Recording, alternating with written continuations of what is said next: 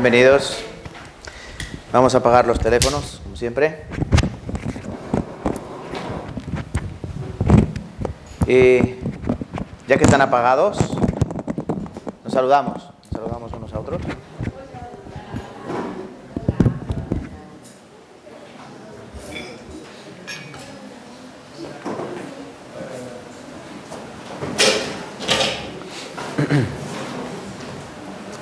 Muchas gracias. Vamos a comenzar. Así que cuanto antes comience, antes termino, ¿no? Vamos a preparar nuestro corazón en oración para que Dios tome el control de este tiempo. Sobre todo vamos a estar bien despiertos y preparados. Vamos a dejar que Dios obre, ¿no?, a través de su santa y bendita palabra. Vamos a orar juntos. Señor Dios que vives y reinas, te damos gracias. Nuevamente tú has permitido un día más en nuestras vidas y nos has traído, Señor, para que volvamos a escuchar tu santa y bendita palabra, para que a través de ella podamos conocer todas las cosas que tú quieres decirnos, Señor, todas aquellas cosas que tú quieres contarnos. Desde el principio hasta el fin de la historia de la humanidad, tú has preparado todo ese plan y nos enseñas a través de las Escrituras cuál ha sido ese propósito que tú has tenido en tu santa voluntad. Ayúdanos, Señor, a comprender nuestro lugar dentro de ese propósito, porque, Padre Santo, queremos que tú nos des luz, que ilumines cada uno de nuestros pensamientos y sobre todo ilumines nuestro corazón, que tantas veces se encuentra entrenebrecido y distraído. Sobre todo, Padre Santo, te queremos pedir por las personas que están escuchando por primera vez este seminario. Ayúdalas para que entiendan todas las cosas, Señor, y ayúdalas para que tu palabra sea la que ilumine sus corazones y vean la urgencia que tenemos cada uno de nosotros de venir a Cristo, para que vean que el tiempo se acaba y que debemos acudir a ti en arrepentimiento y fe, Señor, y nacer de nuevo, porque si no nacemos de nuevo no es posible ir al cielo. Ayuda para que cada uno de ellos pueda escuchar durante todos estos días y pueda recibir el maravilloso regalo de la salvación de sus almas. También te pedimos por los hermanos de nuestra iglesia, por tus hijos amados, Señor, que no pueden estar aquí con nosotros. Necesitamos mucho su apoyo, su ayuda y sus oraciones. Ayúdales a los que están trabajando, Señor. Fortalece a los que están decaídos. Ayuda a aquellos que están viajando y sobre todo, Padre, fortalécenos a todos y cada uno de nosotros. También acuérdate de nuestras iglesias que están también predicando el seminario de la Biblia y da sabiduría a los pastores, Señor, para que también lo hagan con denuedo y tú hagas y termines esa obra preciosa de salvación. Guárdanos, Señor, en este tiempo y danos ese corazón preparado y provisto y abre nuestros pabellones auditivos para que cada una de las palabras que se prediquen aquí en este lugar caiga como una preciosa semilla para dar fruto a su tiempo en nuestros corazones. Gracias, Padre Santo, por este tiempo y dejamos todas las demás cosas en tus santas manos. Oramos en el nombre de Cristo Jesús. Amén. Amén. Vale, vamos a abrir en primer lugar nuestras Biblias en Isaías capítulo 3. Isaías capítulo 3.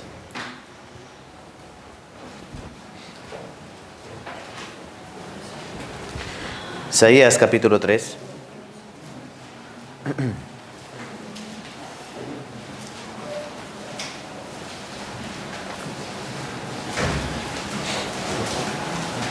Adelante. Isaías capítulo 3, versículos desde el 16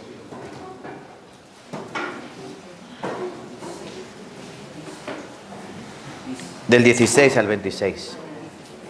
Isaías capítulo 3, versículos del 16 hasta el 26. Os leo, ¿vale? Isaías 3, del 16 al 26. Asimismo dice Jehová, por cuanto las hijas de Sión se ensoberbecen y andan con cuello erguido y con ojos desvergonzados, cuando andan van danzando y haciendo son con los pies. Por tanto el Señor raerá la cabeza de las hijas de Sión y Jehová descubrirá sus vergüenzas. Aquel día quitará el Señor el atavío del calzado las rencillas, las lunetas, los collares, los pendientes y los brazaletes, las cofias, los atavíos de las piernas, los partidores del pelo, los pomitos de olor y los zarcillos, los anillos y los joyeles de las narices, las ropas de gala, los mantoncillos, los velos, las bolsas, los espejos, el lino fino, las gasas y los tocados. Y en lugar de perfume aromático vendrá hediondez, y cuerda en lugar de cinturón, cabeza rapada en lugar de compostura de cabello, y en lugar de ropa de gala ceñimiento de cilicio, y quemadura en vez de hermosura. Tus varones caerán a espada y tu fuerza en la guerra, y sus puertas se entristecerán y enlutarán, y ella, desamparada, se sentará en tierra. Estos versículos que menciona aquí Isaías no es otra cosa que el pago por la desobediencia del pueblo de Israel. Recuerden, ayer aprendimos esto, ¿no? Aparte de las historias antiguas, ¿no? Edén, el diluvio, la Torre de Babel, un poquito de Sodoma y Gomorra. Desgraciadamente tenemos muy poquito tiempo, muchas cosas que enseñar. La Biblia es muy amplia. Me gustaría tener días y días para poder predicar acerca de esto y que aprendiésemos bien cada una de esas cosas. Pero yo creo que la idea estaba clara, ¿no? La palabra es verdad y todo lo que aparece en la Biblia es verdad. Por eso Dios nos ha dado pruebas, señales y nos ha dejado incluso los lugares geográficos donde se sucedieron todas aquellas historias. Por lo cual podemos entender que las cosas pasadas ocurrieron de verdad, como hemos aprendido, ¿no? Aquí en Isaías 41, 21 al 24. Dios alega a los dioses paganos, bueno, presentad vuestras pruebas. Dios va a presentar sus pruebas para que veamos que Él es el Dios verdadero. Y por eso ayer nos contó lo que ha pasado desde el principio.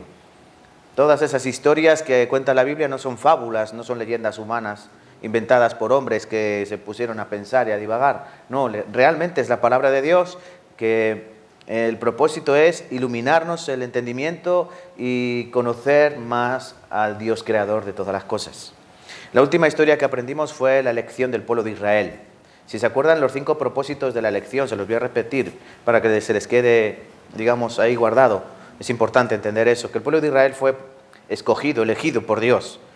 Dios no escogió a una nación potente, podía haber escogido a Egipto, que ya estaba una nación levantada, podía haber escogido a un imperio, como el griego, como el romano, pero no, Dios escogió a la nación de Israel, como dice su palabra, porque erais los más insignificantes. De hecho, la nación de Israel viene de un solo hombre llamado Abraham. La elección era que Dios manifestaría en ellos su poder. Para que las naciones vean que Jehová es Dios, yo voy a obrar en vosotros, a través de vosotros. Ellos fueron un pueblo muy importante, poderoso. Y Dios obró en ellos milagros, desde las 10 plagas, la separación del Mar Rojo, cómo supervivieron en el desierto durante 40 años. Su calzado no se estropeó, su ropa no envejeció, ellos comieron maná del cielo. Durante todo ese tiempo Dios obró en ellos y continuó dándoles agua de la roca. Y a través de los siglos Dios obraba. En la época de jueces, por ejemplo, ellos estaban subyugados, por ejemplo, a los pueblos de alrededor, ¿no? A los filisteos. ¿Y Dios qué hacía? Dios enviaba jueces, Dios enviaba salvadores que los rescataban. El problema es que su corazón siempre se inclinaba hacia el mal. Dios les decía siempre, yo pongo delante de vosotros camino de vida y camino de muerte. Es decir, es fácil, obedecer mi palabra, la tenéis ahí delante, tienes que obedecerla, simplemente eso. Pero ellos, aún así, elegían la desobediencia. Por eso aquí el Señor, en Isaías capítulo 3 que hemos leído, va a hacer esta profecía, va a hacer esta palabra que se cumpliría durante 2000 años siguientes. Las mujeres, aquí como dice, las hijas de Sión, Sión es Israel, ¿vale? Dice, se ensoberbecen, están orgullosas, andan con cuello erguido y con ojos desvergonzados. Cuando andan van danzando y haciendo son con los pies, como esas chicas que ven por la calle, que ellas saben que están guapas y van así luciendo, ¿no? Sí, hay alguna, ¿no? Que sabe que está mona y decimos en mi pueblo, no sé en el suyo, se pavonea, ¿no? Pues las hijas de Israel eran iguales, pensaban que pues estaban muy favorecidas. Tenían mucho privilegio por tener a Dios de su parte. Pero dice el versículo 17, por tanto el Señor raerá la cabeza de las hijas de Sión, Jehová descubrirá sus vergüenzas, aquel día quitará el atavío, el calzado, los joyeles, las lunetas, los collares, los pendientes. Aquí empieza a decir toda una lista de apechusques. Toda una lista de aparejos que llevan las mujeres, ¿no? Los pendientes, los brazaletes, los pomitos de olor, los perfumes, todo eso.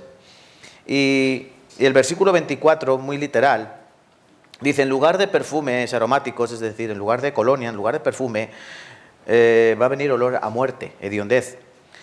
Y cuerda en lugar de cinturón, es decir, van a venir prisiones. Cuerda significa que te van a amarrar las manos, una prisión, en lugar de cinturón. Cabeza rapada en lugar de compostura de cabello. Saben que al raparle la cabeza a alguien era para avergonzarlo. Por ejemplo, los judíos cuando iban al campo de concentración, lo primero que hacían era raparles la cabeza. ¿Saben por qué? Para lo primero, que no tuviesen piojos, porque las condiciones en las que iban a vivir eran infrahumanas y con el pelo largo seguro que iban a tener muchísimos piojos. Entonces lo primero que hacían era raparles la cabeza, a hombres y a mujeres. Y luego termina diciendo, en lugar de ropa de gala, es decir, ropa de boda, ceñimiento de cilicio. El cilicio era como un cinturón de hierro que se ponían las personas cuando tenían aflicción, como para flagelarse, ¿no? Y quemadura en vez de hermosura. Ustedes saben que las heridas más feas son las quemaduras. Las quemaduras no se van, las quemaduras se quedan perpetuas siempre en la piel y hacen que donde esté la quemadura, ya sea cara o cuerpo, se vea fea, ¿no? La quemadura, en lugar de hermosura. Entonces aprendimos, aparte de estas historias, Dios dijo, vosotros sois mis testigos para que me conozcáis, creáis y entendáis que yo soy Dios. La promesa que Dios le hizo a Abraham era una tierra, una nación y una bendición. ¿Se acuerdan? Génesis capítulo 12, ¿no? Ve a la tierra que yo te mostraré, haré de ti una nación y te bendeciré. Bendeciré a los que te bendijeren y a los que te maldijeren maldeciré. Y serán benditas en ti todas las naciones de la tierra. Así dijo, ¿no? El problema es que al desobedecer la palabra, vendría esto. La tierra sería asolada, la nación sería dispersada y la bendición se convertiría en maldición. Así de sencillo. Dios es todopoderoso, Dios es misericordioso, pero Dios quiere obediencia. Muchas veces les diría, ¿se agrada a Dios en los holocaustos, en los sacrificios, en los animales? No, Dios prefiere la obediencia. Es como ustedes, yo creo que, ¿qué les piden a sus hijos? Que sean obedientes. Ustedes no creo que les digan, quiero que saques todo 10 en el colegio, ¿no? O quiero que seas el más inteligente de tu clase, o que seas el que más corre, el que más goles mete. No, yo creo que lo que piden y pagarían por ello es que sean obedientes, porque lo que menos son es obedientes. Lo sé. El pueblo de Israel no era obediente. Y ellos, como dice aquí una de estas, hay muchos versículos que nos hablan de lo que hicieron, de cómo se extraviaron en pos de otros dioses, adorando a Baal, a Milcom, a Quemos, a Astoret. Dioses paganos que incluso hoy en día permanecen en nuestra cultura. Yo no sé si habéis ido a tomar café al Starbucks. Si habéis ido a tomar café al Starbucks o habéis visto alguna tienda, en la puerta siempre hay un logotipo, ¿no? Es una chica, ¿no? Con el pelo largo y unas estrellas. Esa es la diosa Astoret o Astarte, ¿no? Es una diosa pagana. También el carnaval tiene connotación pagana. ¿Qué significa la palabra carnaval? Viene del latín carnival, o la transliteración de carne a Baal. ¿Se acuerdan lo que le conté ayer? Que sacrificaban bebés. La carne del bebé era sacrificada al dios Baal. Baal significa Señor. Entonces el carnaval significaba carne a Baal. Lo que pasa es que lo han cambiado nombre, lo han puesto como una fiesta muy divertida, ¿no? Pero no, viene del paganismo, como la fiesta de los muertos, ¿no? El 1 de noviembre, o lo que conocemos como el Halloween. Eso también viene del paganismo. Todas esas cosas se han permeado en la sociedad y la tomamos como algo normal. Bueno, pues eso ya estaba en la época del pueblo de Israel. Y tenemos que tener cuidado también con esas cosas, para que nosotros no nos ocurra lo mismo, que teniendo la palabra de Dios, desobedezcamos y nos apartemos de la voluntad de nuestro Padre. Lo último y lo más grave que podíamos decir es que ellos tuvieron al mismo Dios hecho hombre delante de ellos. Jesucristo no era cualquier persona. Alguien decía, bueno, Jesucristo solo podía ser dos cosas. O era quien decía ser el Hijo de Dios en este mundo, del Dios hecho carne, o era un loco. O era el loco mayor que ha habido en la tierra. pero sabemos que él no era loco, ¿no? Tampoco era, como un amigo mío decía, era un Che Guevara de hace 2000 años. No era un libertador, no era un Bolívar de aquella época, no. El Señor Jesucristo dijo: mi reino no es de este mundo, mi reino no es de este mundo. Yo vengo a traer algo diferente. Él no venía a traer paz a este mundo, porque él mismo dijo: en este mundo habrá aflicción. El problema es que los judíos esperaban eso, esperaban un salvador de la tierra, alguien que les sacase del yugo romano, alguien que les liberase de las cadenas. Esperaban un rey como los demás reyes, que cogiese la espada y cortase cabezas de soldados romanos. Cuando él multiplicó los panes y los peces, San Juan capítulo 6 dice que le querían hacer rey. Le querían hacer rey a Cristo, pero él tuvo que huir. ¿Por qué? Él no vino a reinar en esa época, en ese momento y de esa manera.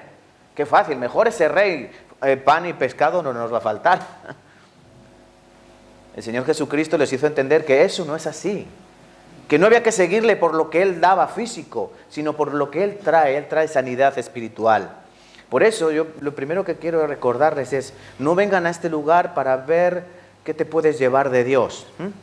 Es decir, que Dios te dé un trabajo, que Dios te dé salud, que Dios te dé una buena pareja, que Dios te dé, etcétera, etcétera, etcétera. No, Dios tiene algo mucho más valioso que darte, y es la salvación de tu alma. Dios tiene algo mucho más valioso que darte, es la vida eterna. Por eso hay que tener los ojos más grandes y el corazón preparado para recibir ese maravilloso regalo. Porque hay personas que cuando vienen con ese propósito de a ver qué me puedo llevar, o un trabajo, o pareja, o qué saco bueno de aquí, al final la palabra no obra en su corazón. Y ocurre como con Judas Iscariote, porque él su corazón, ¿dónde lo tenía? Lo tenía en la bolsa de dinero, él llevaba la bolsa. Por eso cuando vio que Jesucristo ya tenía su sentencia de muerte y que lo buscaban por todas partes, él dijo: aquí ya no me voy a echar nada a bolsillo, pues voy a sacar lo que pueda, y lo vendió por 30 piezas de plata. Entonces no busquemos al Señor por interés, sino busquémoslo por lo que verdaderamente es nuestro Salvador y nuestro Redentor. Ellos no entendieron nada, no vieron al Rey de Reyes, al Señor de Señores. Lo vieron como una amenaza, lo vieron con envidia, con recelo, lo vieron como alguien que no valía para reinar. Por eso no dudaron en decirle: no, crucifícale, que su sangre sea sobre nosotros y sobre nuestros hijos. Y durante 2000 años la sangre de sus hijos fue derramada por la culpa de ellos. ¿Por qué? Por no aceptar a Jesucristo como quien él era, el Salvador, el Mesías, el que había sido profetizado en todo el Antiguo Testamento. Porque ellos tenían la palabra y sabían que Él vendría. No les faltaba, y ellos conocían la palabra, sobre todo los fariseos. El Señor ya les advirtió en Levítico. Vamos a leer juntos, 26:33. Y a vosotros os esparciré entre las naciones, y desenvainaré espada en pos de vosotros, y vuestra tierra estará asolada y desiertas vuestras ciudades. Aquí ya antes incluso de entrar a la tierra de Canaán, Dios ya le estaba advirtiendo. Os esparciré entre las naciones, desenvainaré espada en pos de vosotros. Quiere decir que iba a haber persecución, y la tierra será asolada. ¿Cuáles eran las promesas a Abraham? Tierra, nación y bendición. Aquí, la nación que ocurrirá, esparcida entre las naciones. La nación, o sea, la tierra asolada, dice ahí, ¿no? Tierra estará asolada. Y a vosotros la bendición se convertirá en maldición, y habrá espada, una espada detrás de ellos. Continuamente, donde han ido los judíos, detrás de ellos ha ido la muerte. Desde el mismo momento que fueron echados por los emperadores romanos, dijeron esta palabra: diáspora. Diáspora significa dispersión, echadlos de su tierra. Para castigar a los judíos, ¿saben lo que hicieron los romanos? En el año 117 aproximadamente después de Cristo, llamaron a aquella tierra, antes se llamaba Eolia, y le pusieron Eolia Palestina, lo que hoy se conoce como, una parte de Israel es la franja de Gaza, ¿no? Ellos son palestinos. ¿Saben quién son los palestinos? O quiénes eran los palestinos, mejor dicho, porque los que hoy se dicen ser palestinos no son palestinos, son árabes.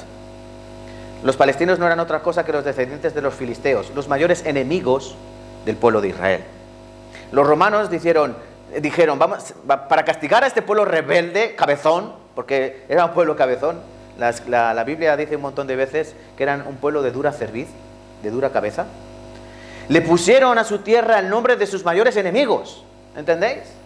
Ya no iba a ser Israel, iba a ser Palestina, o la tierra de los filisteos, para de esa manera borrar la historia de Israel.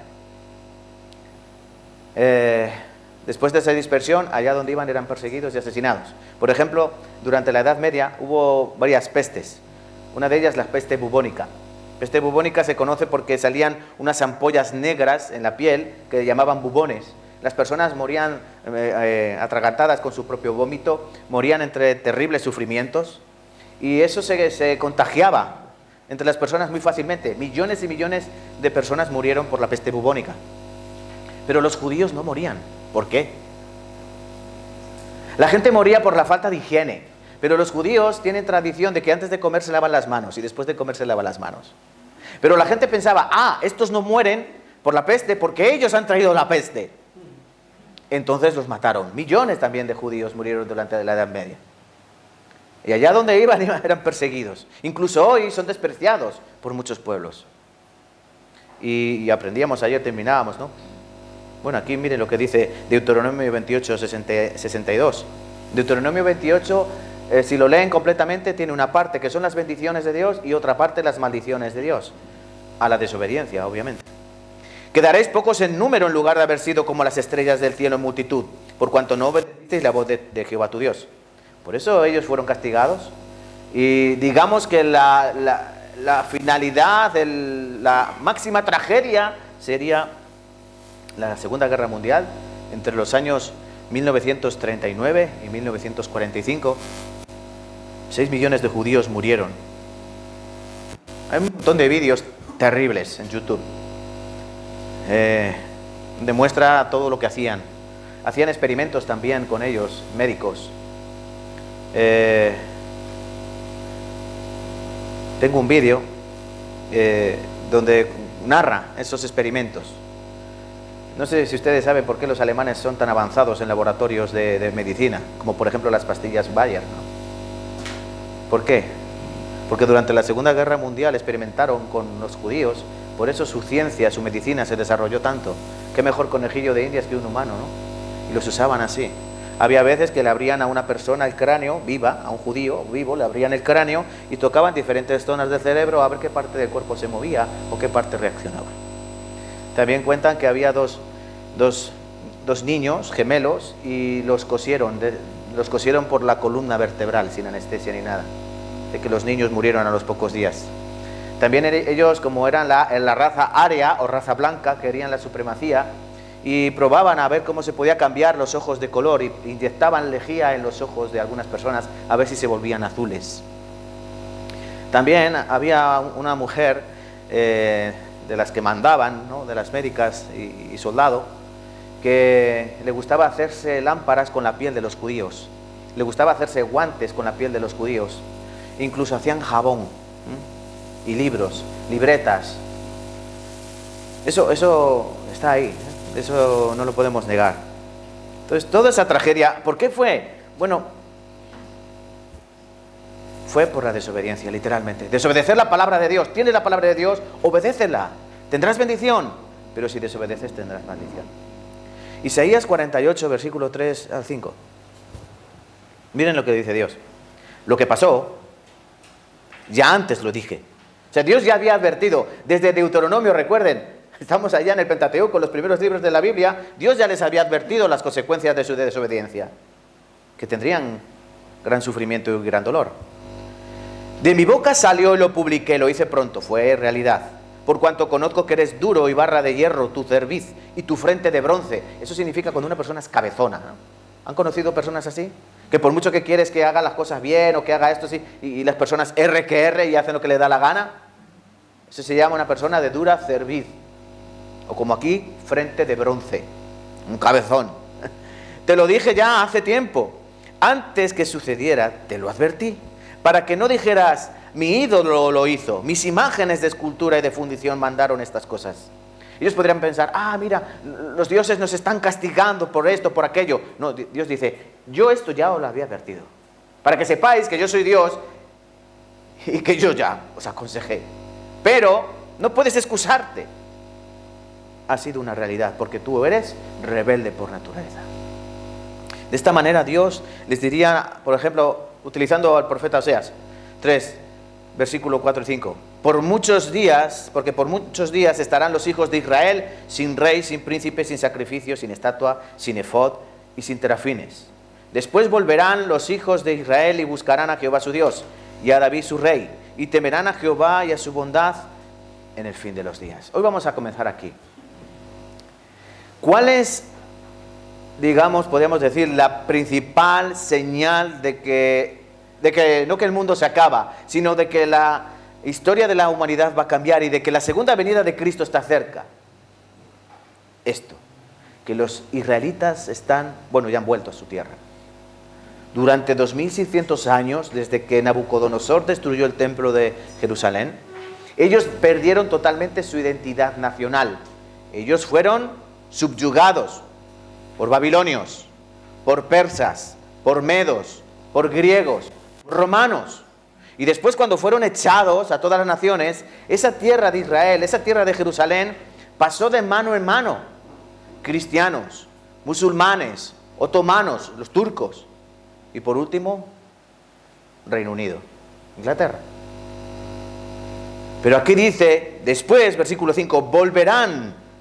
Ellos van a estar muchos días sin rey, sin príncipe, sin gobierno, sin sacrificio, sin estatua, sin templo.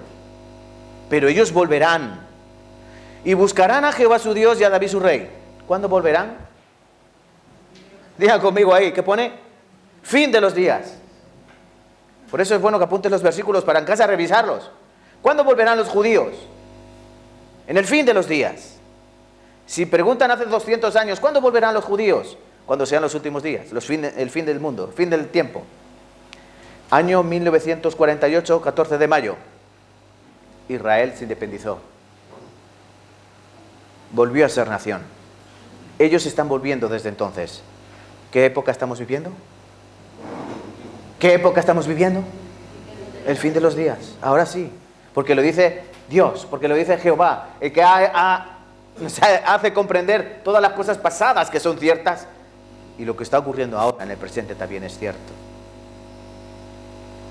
Romanos 11, 25 al 26, Pablo habla así de esta manera del pueblo de Israel. Y está hablando a los gentiles, a nosotros. No quiero, hermanos, que ignoréis este misterio. ¿Qué es un misterio en la Biblia? Es una verdad que Dios ha mantenido velada y que se revela a su debido tiempo. No quiero que ignoréis este misterio. Que no seáis arrogantes en cuanto a vosotros mismos. Algunos gentiles decían, mira el pueblo de Dios, Israel, cómo han acabado, pobrecitos. Ahora nosotros tenemos la Biblia, tenemos la palabra, ahora nosotros tenemos la salvación. Ellos han desaprovechado la oportunidad. No, dice, no seáis así, no seáis arrogantes. Porque ha acontecido a Israel endurecimiento en parte. O sea, como que Dios durante 2600 años se ha ensañado con ellos, se ha endurecido con ellos, en parte. Y aquí dice, hasta que haya entrado la plenitud de los gentiles. ¿Quién son los gentiles? Nosotros somos los gentiles. Para el judío solo hay dos clases de personas, el judío y el gentil. Seas de Roma, seas de España, seas de Alemania, de Francia, donde seas, tú eres gentil. Y luego está el judío. Pues aquí dice, hasta que haya entrado la plenitud de los gentiles. ¿Entrado dónde? ¿Dónde hay que entrar? Por la puerta estrecha, ¿no? Hay que entrar en la salvación, hay que entrar en la vida eterna, hay que entrar en el nuevo nacimiento. Dice, y luego todo Israel será salvo. Como está escrito, vendrá de Sión el libertador, que apartará de Jacob la impiedad. Miren, Dios va a restaurar la nación de Israel. En Hechos capítulo 1, cuando el Señor Jesucristo resucitó, y antes de ascender al cielo, los discípulos le preguntaron, Maestro, ¿vas a restaurar el reino en esta época? Porque todos los judíos esperaban eso, ser restaurados. Libertad, independencia. Y Cristo les dice, no os toca a vosotros saber los tiempos y las sazones. que Dios puso en su sola potestad. Mas vosotros recibiréis el Espíritu Santo y me seréis testigos en Jerusalén, en Judea, en Samaria y hasta el último de la tierra. La respuesta de Cristo es: no voy a restaurar ahora. Ahora no toca restaurar, ahora toca predicar. Por eso durante 2000 años se ha predicado el Evangelio. Pero la plenitud de los gentiles ya casi ha terminado de entrar, de recibir la salvación. El pueblo de Israel ya ha vuelto, ya estamos en el fin de los días. Igual que ocurrió en el diluvio, que cuando llegó ese día, ese mes y ese día y esa hora, y Dios cerró la puerta del arca y dijo: aquí ya no se salva nadie. También habrá un tiempo para los gentiles en que la puerta de la salvación se cerrará y se abrirá la salvación para los judíos. Como dice aquí, entonces todo Israel será salvo. Un pasaje muy parecido. Lucas 21, versículo 24. Dice: y caerán a filo de espada, hablando de Israel, y serán llevados cautivos a todas las naciones. Y Jerusalén será hollada. Hollada significa pisoteada. Por los gentiles, hasta que los tiempos de los gentiles se cumplan. ¿Ven? El anterior, hasta que haya entrado la plenitud de los gentiles, o aquí dice, hasta que los tiempos de los gentiles se cumplan. Dios ha prefijado un tiempo para todo.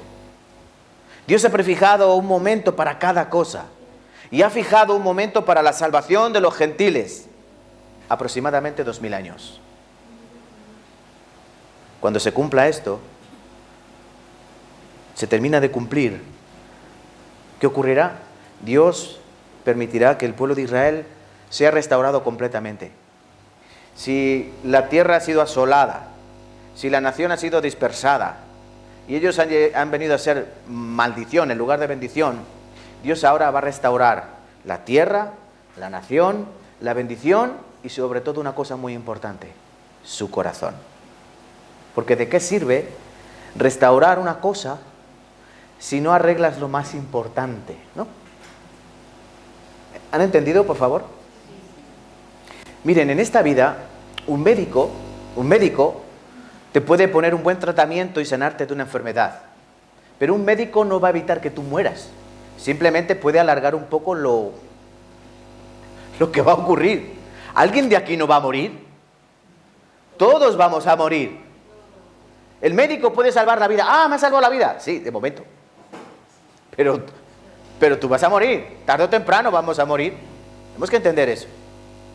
Es importante. Dios quiere que entendamos que lo que hay que restaurar en nuestras vidas no es nuestro cuerpo. Que no nos gastemos mucho dinero en restaurar nuestro cuerpo, porque a pesar de todo vas a envejecer y te vas a poner como una pasa. Lo importante es que tú tienes que restaurar tu corazón, porque al fin y al cabo es lo más valioso. Yo creo que aquí ninguno de vosotros me vendería su alma. ¿Alguien tiene su alma en venta? ¿Alguien tiene su alma en venta? No, ¿no? Es muy valiosa. ¿Qué pagará el hombre por su alma? ¿Qué recompensa dará al hombre? No hay dinero para comprar almas suficiente. Por eso Cristo vino a restaurar lo más importante. Cristo dijo: yo vengo a sanar ¿a quiénes? A los enfermos, no a los sanos. Los sanos no tienen necesidad de médico. Los enfermos tienen necesidad de médico. ¿Qué enfermedad hay en el hombre? La muerte espiritual. ¿Qué enfermedad hay en el hombre? La lepra del pecado, que contamina todo nuestro cuerpo desde la cabeza hasta la planta de los pies.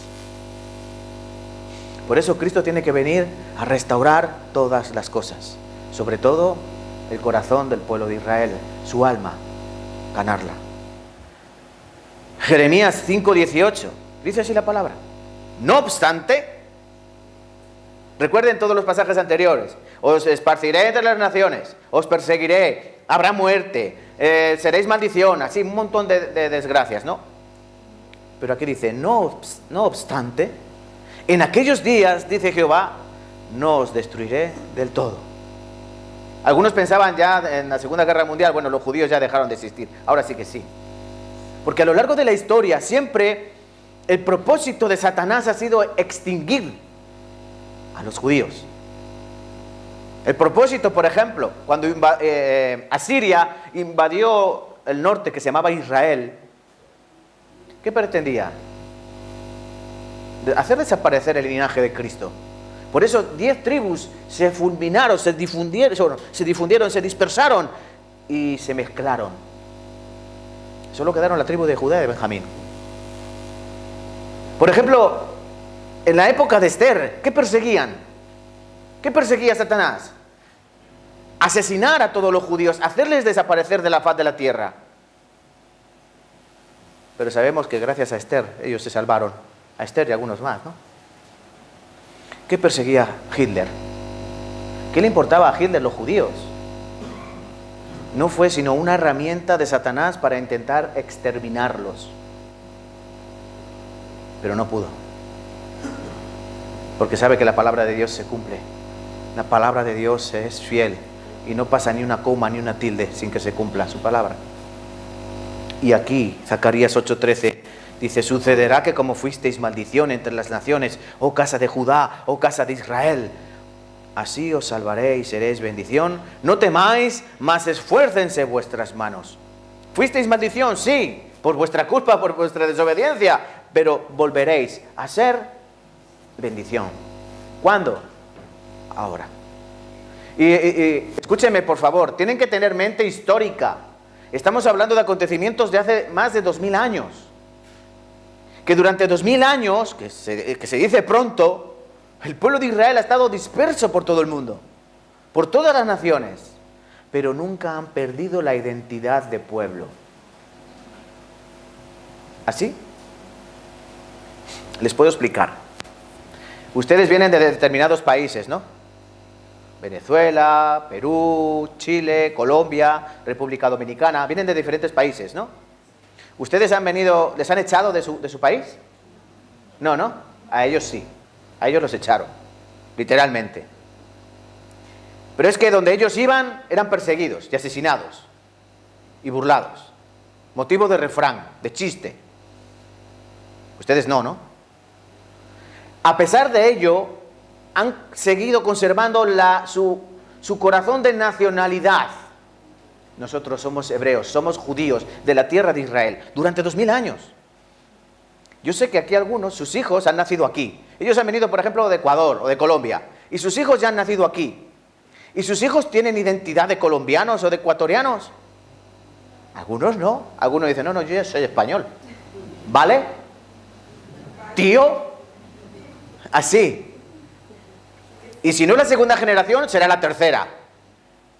A lo mejor al principio vuelven de visita a la familia, pero la segunda o la tercera generación ya no van a comer ni arepa. Jamón serrano y tortilla de patata.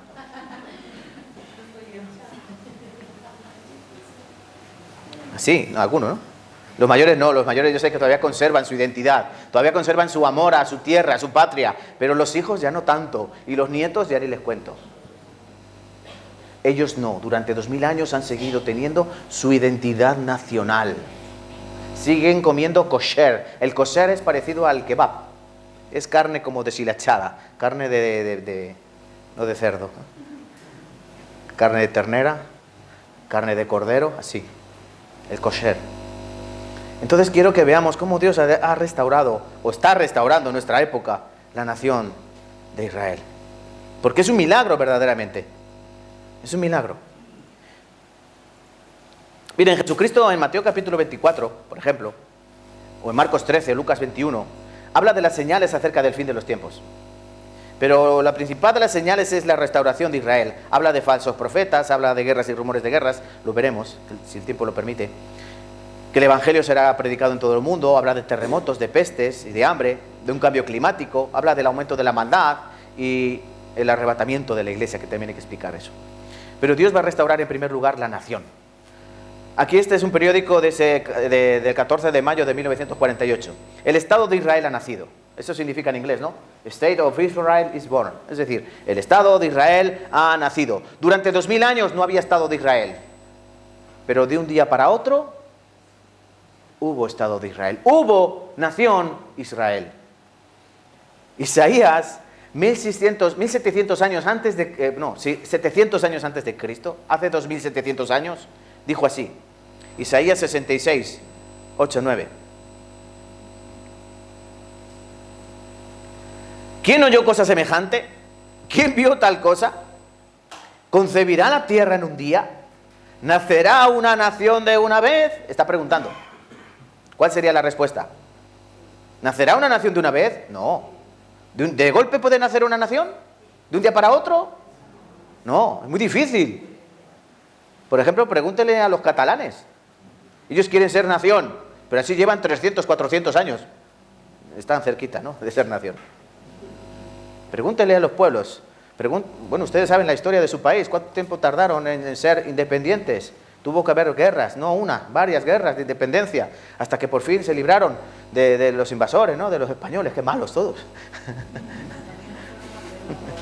Sí, fuimos a robar todo el oro, ¿no?, y luego lo perdimos.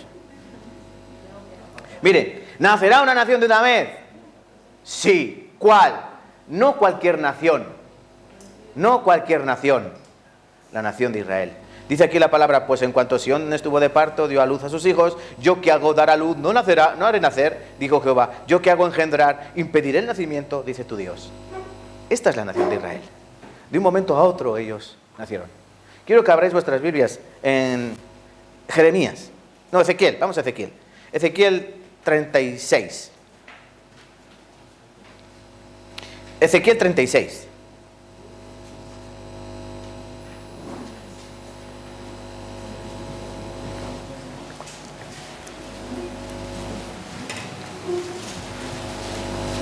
Ezequiel 36. ¿Lo tienen? Ezequiel 36, versículo 22. 21 y 22. Miren lo que dice Dios. He tenido dolor al ver mi santo nombre profanado por la casa de Israel entre las naciones a donde fueron. Dios dice, he tenido dolor al ver mi santo nombre profanado por la casa de Israel entre las naciones a donde fueron. He visto aquí al inicio las fotos de los cadáveres muertos. ¿Cómo estaban? Todos amontonados, ¿no? Así como esparcidos, todos muertos ahí. Y si se dan cuenta, todos están delgados, ¿no?, con la carne pegada a los huesos. Así. Ezequiel capítulo 36. Versículo 22. Por tanto, di a la casa de Israel, así ha dicho Jehová el Señor, no lo hago por vosotros, oh casa de Israel, sino por causa de mi santo nombre, el cual profanasteis vosotros entre las naciones a donde habéis llegado. Versículo 24. Y yo os tomaré de las naciones y os recogeré de todas las tierras y os traeré a vuestro país. Versículo 34. Y la tierra será asolada, será labrada en lugar de haber permanecido asolada a ojos de todos los que pasaron.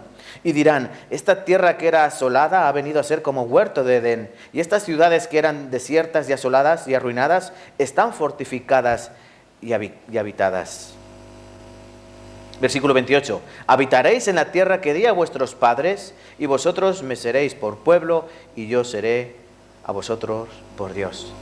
Aquí Dios está mostrando la restauración que va a hacer. Va a restaurar su tierra, va a restaurar su nación, y va a restaurar su bendición. Ezequiel 37.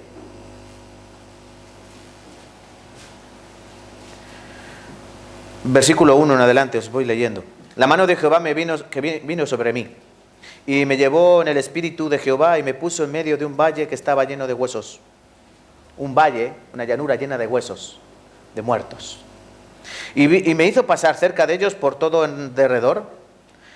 Y aquí que eran muchísimos sobre la faz del campo y por cierto secos en gran manera. Está diciendo, había huesos de muertos en un valle, muchísimos y secos en gran manera. Quiere decir que llevaban ¿cuánto tiempo allí? Mucho tiempo allí. Muchos muertos secos en gran manera. Y me dijo, hijo de hombre, ¿vivirán estos huesos? ¿Respuesta? Entonces, claro, conoce la palabra y dices, sí, claro.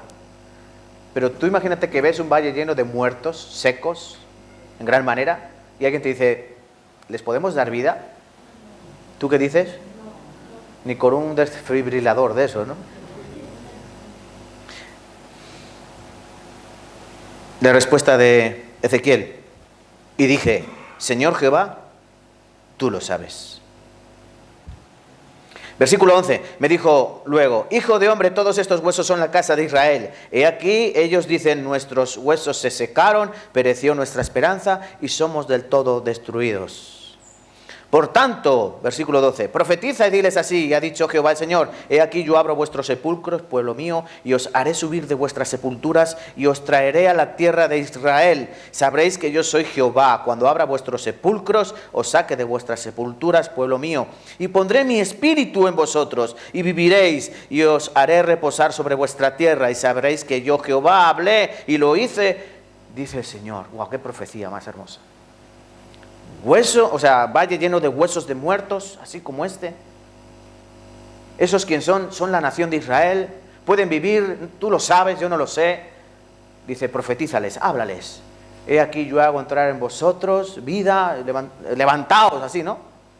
Yo os haré vivir de nuevo, y pondré mi espíritu en vosotros, y seréis mi pueblo, y yo seré vuestro Dios. Es lo que está haciendo Dios ahora durante estos últimos 74 años. Una profecía también muy impactante. Isaías 60, versículo 8. ¿Quiénes son estos que vuelan como nubes y como palomas a sus ventanas? ¿Tú te imaginas a alguien de hace 2700 años viendo a gente volar? Eso era impensable, ¿no? ¿Alguien volando? Y aquí dice, ¿quién son estos que vuelan como nubes? Y como palomas a sus ventanas. Recuerden que las palomas tienen la peculiaridad que vuelven a su casa.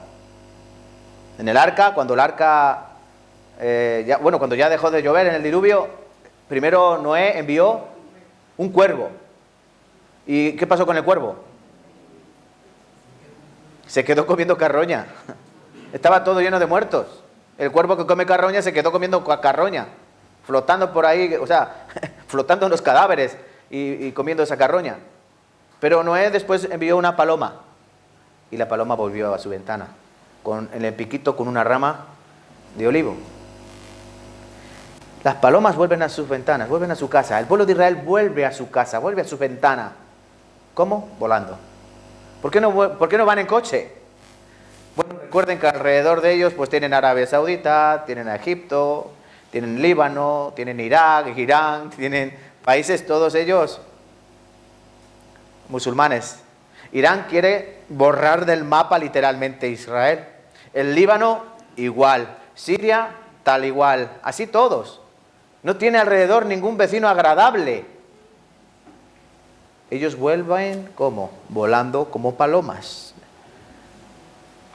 Igual que en el primer siglo se dijo diáspora, dispersión, ahora hay otra palabra, aliyah o alijá, que significa retorno, volver. Si tú puedes demostrar que tú eres judío, puedes volver. Aunque no hayas vivido aquí nunca, jamás, porque ellos no han vivido ahí nunca. Pero como han tenido seña de identidad, han seguido guardando su identidad como nación, ellos pueden volver. Si tu padre o tu madre es judío o judía, tú puedes ir allí. Te prometen muchas cosas, trabajo, te prometen casa y te prometen seguridad.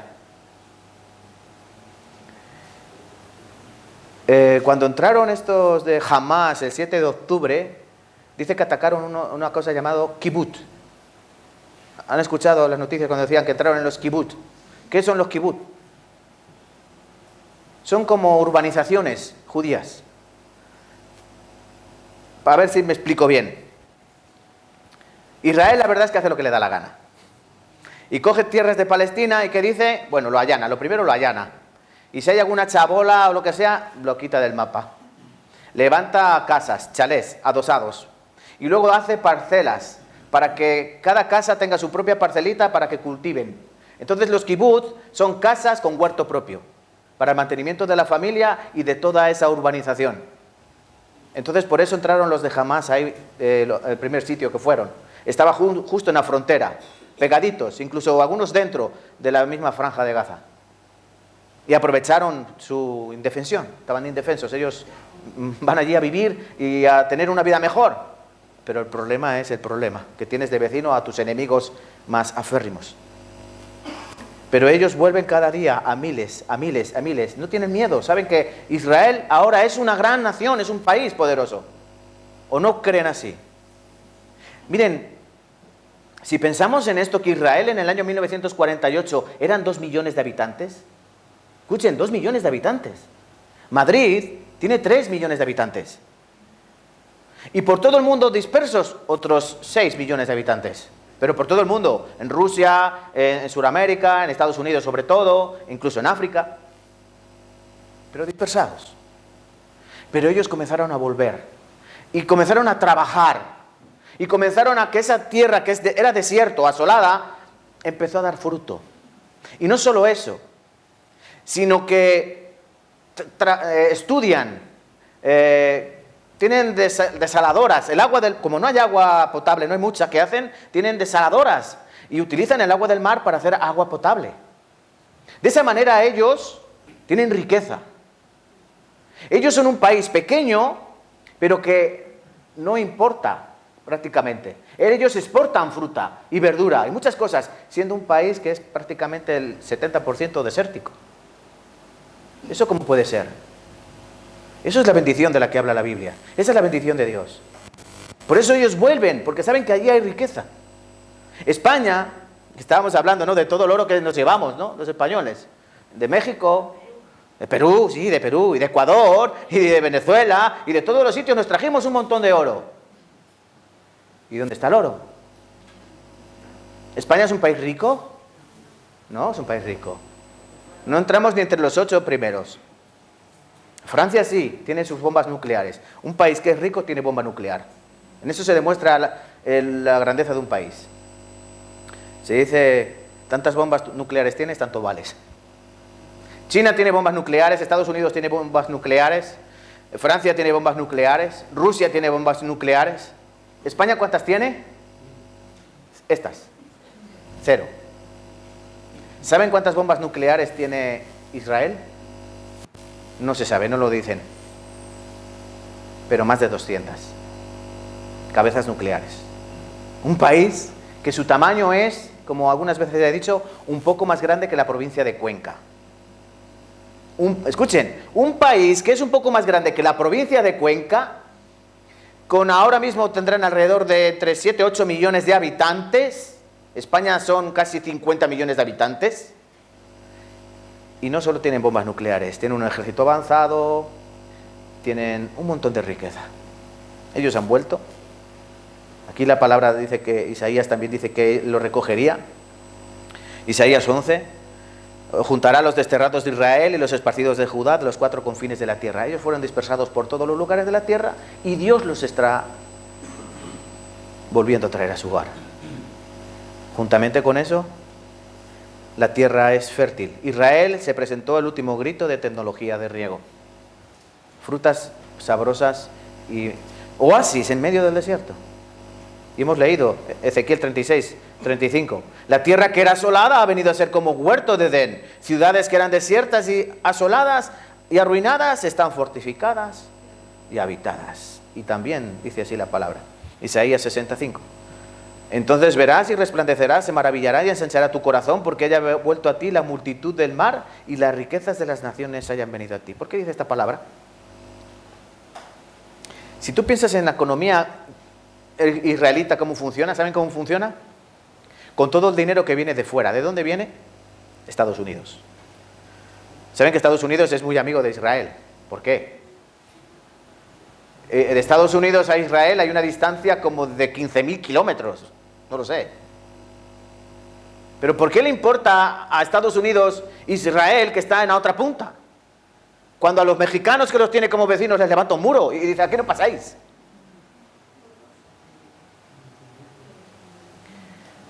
Porque los judíos controlan la economía de Estados Unidos.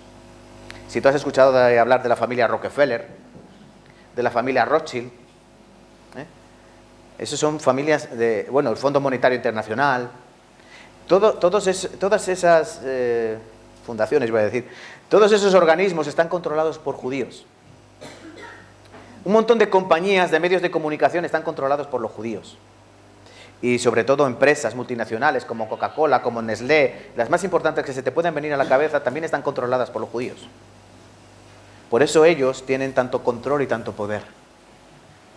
Aparte, tienen todo muy avanzado. Dice, el ejército israelí es el más efectivo del mundo. Israel, ¿cómo sucedió el milagro?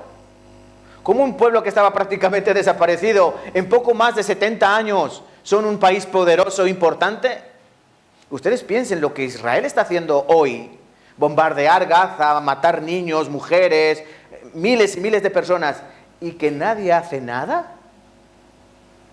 Estados Unidos le dice, contrólate un poco, hombre, contrólate, así. ¿No? Pero nadie hace nada. Irán, que es un país también muy poderoso, 80 millones de habitantes, con mucho armamento, tampoco se atreve. Sí, os voy a pegar, ¿saben este gallito que te encuentras que te... ¿Qué? Así no. Pero nunca se atreve a hacer nada. Pues ese es. Porque sabe que Israel no es cualquier cosa. Los países de alrededor no lo atacan. Lo han atacado en varias ocasiones y siempre han perdido. 14 de mayo de 1948, independencia de Israel. 15 de mayo de 1948, su primera guerra. El Líbano los ataca, Cisjordania los ataca, Egipto los ataca. 5 países les atacaron a la vez. Más grandes y más poderosos. Perdieron la guerra. 1956, otra guerra. De países musulmanes contra ellos. La perdieron. La guerra del Yom Kippur, la perdieron. En 6 días, Israel destruyó todas las defensas y todos los aviones de Egipto.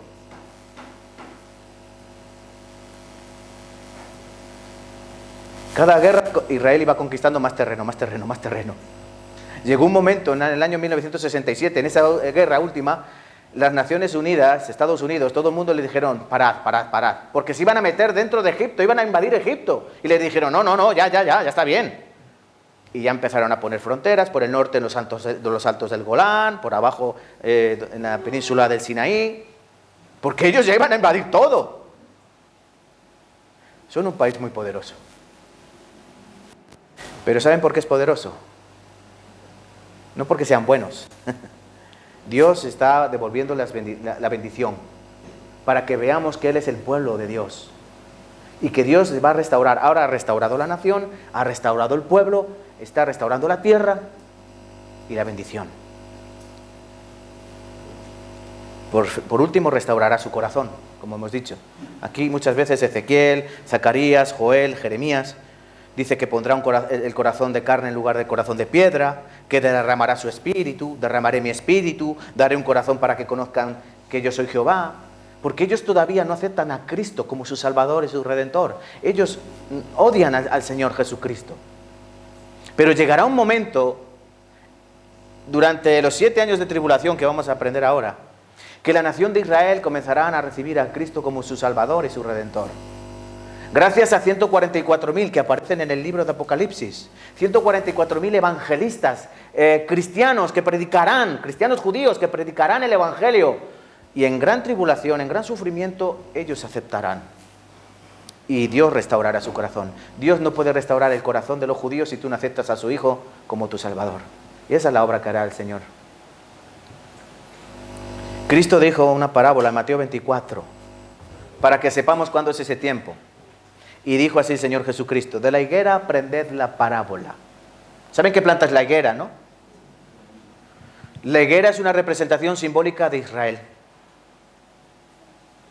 El Señor Jesucristo dijo: cuando veis la higuera que brotan las hojas, sabéis que el verano está cerca. ¿Así, no? Cuando tú ves a la higuera que está muerta, sabes que está en otoño, estamos en invierno, no hay hojas. Pero cuando ves las hojas brotar, sabes que ya es primavera y que pronto llega el verano. Bueno, Cristo estaba diciendo: cuando veáis que Israel brota, el verano está cerca. ¿Quién es el verano? Él es el verano. El Señor es el verano. Yo estoy cerca. Cuando veáis que Israel florece, yo estoy a la puerta. Entonces, esa es la señal principal. Vamos a Mateo, capítulo 24. Vamos a ver la última parte de la enseñanza de hoy. En primer lugar, hemos visto, recordado lo de ayer, la nación de Israel desechó la palabra de Dios y ellos fueron desechados. En segundo lugar, Dios los va a restaurar, no porque ellos sean buenos y se hayan vuelto buenos, sino porque Dios, por su bendito nombre, los va a restaurar, y lo último que restaurará es su espíritu. Por último, Vamos a pensar, ¿y nosotros qué? Ya sabemos lo que va a pasar a Israel, ¿no? Ellos van a ser restaurados, su corazón, y van a pasar por un periodo de tribulación. Pero ¿y nosotros qué pintamos ahí? ¿Pone la Biblia dice algo de nosotros? Sí, muchas cosas. Capítulo 24 de Mateo. Versículo del 1 en adelante os voy a leer. Cuando Jesús salió del templo, esto es la última semana que Jesucristo, antes de que Jesucristo fuese crucificado. Cuando Jesús salió del templo y se iba, se acercaron sus discípulos para mostrarle los edificios del templo. Esa semana era la gran fiesta de la Pascua, estaba todo adornado muy bonito, como aquí en nuestras ciudades en Navidad, ¿no? Todo lleno de luces y de cosas bonitas. Antes de la fiesta de la Pascua todo se adornaba, ya estaban todos por allí vendiendo las comidas típicas, ¿no? Pues todo estaba preparado para la fiesta de la Pascua. Respondiendo él les dijo, versículo 2, ¿veis todo esto? ¿Veis los adornos? ¿Veis los edificios? ¿Veis todo engalanado? ¿Veis el templo? De cierto os digo que no quedará aquí piedra sobre piedra que no sea derribada. Eso lo dijo estando allí, en la puerta del templo, por ahí paseando. Imagínense en la mente de los discípulos judíos, que el Señor mismo les diga, ¿veis el templo? Pues no va a quedar una piedra sobre piedra. No va a quedar una piedra sobre otra piedra. Y 500 metros, medio kilómetro, un poco más que hay de distancia entre el templo y el Monte de los Olivos, en ese camino yo me imagino a los discípulos pensando, ¿y esto de piedra sobre...? ¿Pero qué va a pasar? El templo. El templo, recuerden, es la seña de identidad. Es el corazón del pueblo de Israel, el templo. Versículo 3. Estando él sentado en el Monte de los Olivos, los discípulos se le acercaron aparte, diciendo, dinos, ¿cuándo serán estas cosas y qué señal habrá de tu venida y del fin del siglo? Respondiendo Jesús les dijo, mirad que nadie os engañe. Primero eso, mira que nadie te engañe. Porque vendrán muchos en mi nombre, diciendo, yo soy el Cristo, y a muchos engañarán. Oiréis de guerras y rumores de guerras. Mirad que no os turbéis, porque es necesario que todo esto acontezca, pero aún no es el fin.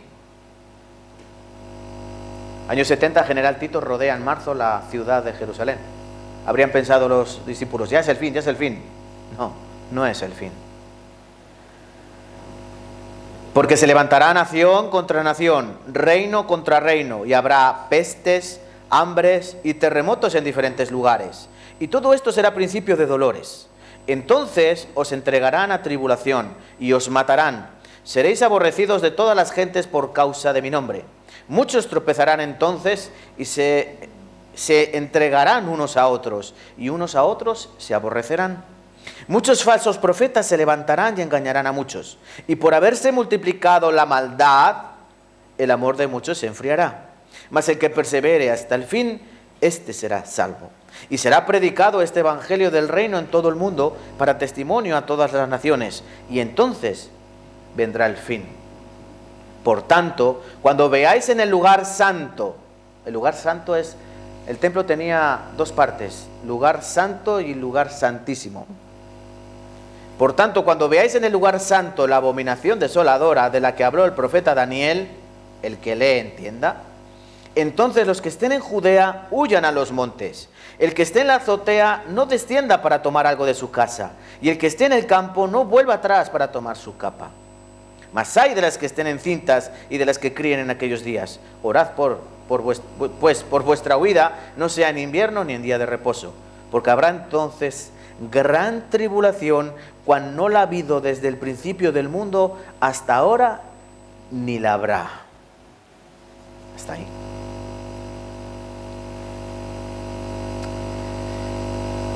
Wow.